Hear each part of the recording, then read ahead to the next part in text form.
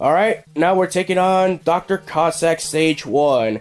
Yeah, I probably should have explained about the plot of Mega Man 4, but, you know, that's what we have the title screen, basically.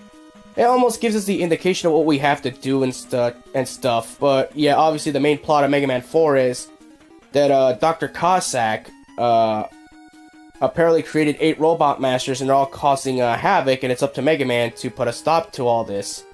Yeah, because after the events of Mega Man 3, Dr. Wily has obviously learned his ways. We haven't heard of Wily since that defeat in Mega Man 3. So this is all Dr. Cousack, so we have a new villain, obviously. So we're invading his base in Russia. Yeah, it's obviously Russia, obviously, if you didn't check the map screen. Yeah, that's fine. Yeah, so Cousack 1 could be very challenging. So I would recommend your primary weapons would be Rush Jet and Toadman's weapon, and the Rain Flush. Yeah, Rain Flush is going to be your best friend for a lot of these heavy artillery enemies. Yeah, so Rush Jet, unfortunately, in Mega Man 4, Capcom had to ruin Rush. And Mega Man 3, getting my words all messed up. Yeah, thanks, game. Yeah, in Mega Man 3, Rush was broken in that game, but obviously Capcom saw through that, and Rush, unfortunately, can't control him in any direction you want, which sucks. Like, come on.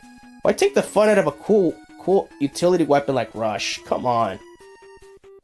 Yeah, so obviously, yeah, we're almost at the boss. We're just gonna do some climbing here and there.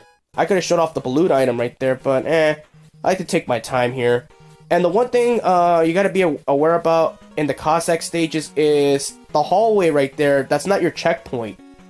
If you die in the Cousack boss fights, you don't spawn where that hallway is like you normally do in traditional Mega Man games.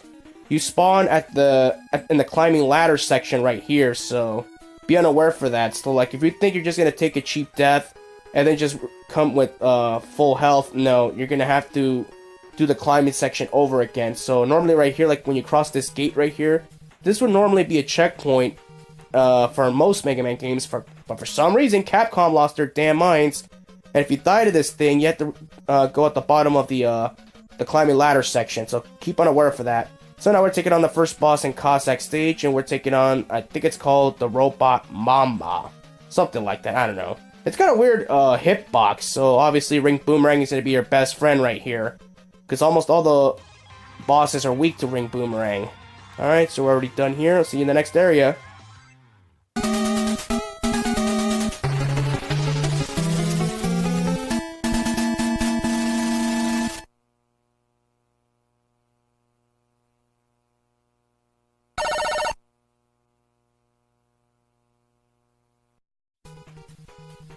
Alright, now we're in Dr. Cousack Stage 2.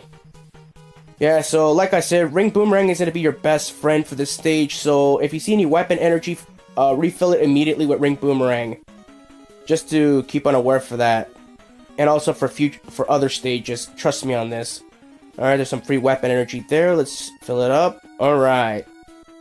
Ring Boomerang. I honestly think, you know, this weapon is so cool, like, I never understand why didn't Sega capitalize off this and give this weapon to Tails instead of giving him dummy rings? I'm just, you know, I just barely thought of that right now.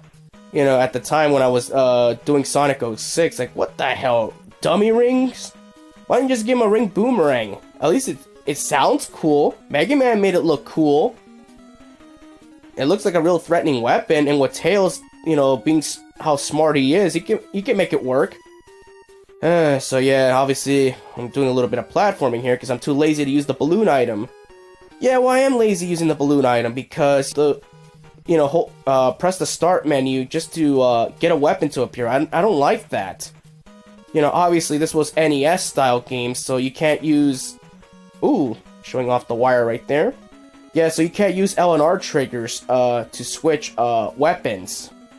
Not even in the Legacy Collection it allows you to do that. Only in the Anniversary Collection you can switch weapons with L and R triggers, which is, it's cool, but I don't know why in the Legacy Collection you can't do that.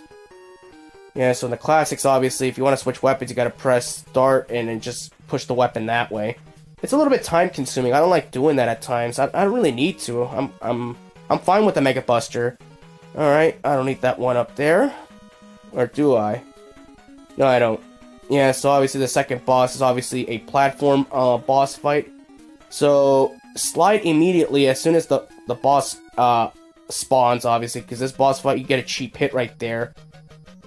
Yeah, so obviously its weakness is Dust Crusher. Aim for the eye, obviously, which is the core.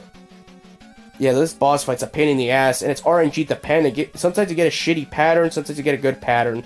It's really hard to one-cycle this boss fight. I've seen it done in speedruns, but it's very hard to get 1 or 2 cycles off this thing.